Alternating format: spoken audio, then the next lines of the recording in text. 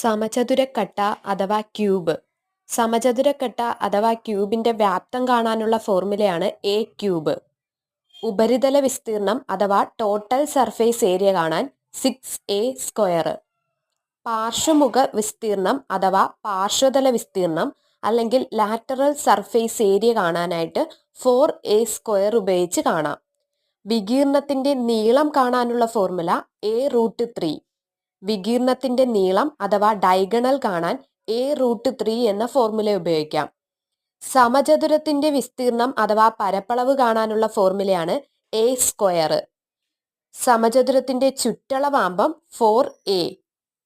സമചതുരത്തിന്റെ വികീർണം അഥവാ ഡയഗണൽ കാണാൻ a√2.